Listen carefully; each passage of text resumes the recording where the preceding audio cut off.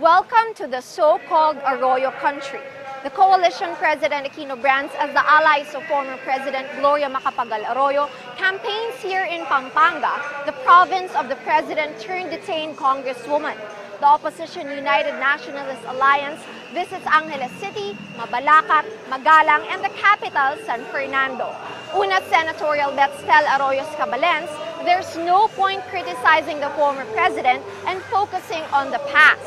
Their message is national unity and addressing gut issues. It's a swipe at the ruling Liberal Party and its penchant of bashing Arroyo. Arroyo is seeking re-election in the 2nd District. Pampanga has over 1.2 million voters. Nagkaroon na tayo ng dalawang presidente ng Pampanga, di ba? At ang masasabi ko sa inyo, kahit anong paninira, hindi dapat sinisiraan ang mga Pangulo pag tapos na. Dapat ang Pangulo, pag nanalo na, sama-sama tayong lahat. Mayaman o mahirap, kalaban o hindi, isa lang ang Pangulo natin, kasama tayong lahat. Tama po ba yun?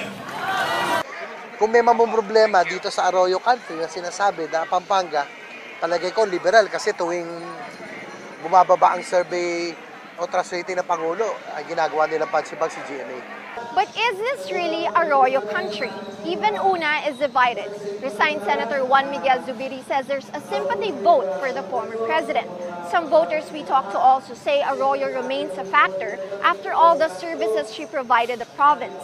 But Nancy Binay points out both President Aquino and Mar Rojas of the LP won here in 2010. Whatever the case is, Una is bent on courting the Pampanga vote not just by campaigning, but possibly clinching an alliance with Governor Lilia Pineda and her local Campilan party. So is this an opposition bailiwick? It's something Una has to work on and only voters can decide. Ay Makariig, Rappler, Pampanga.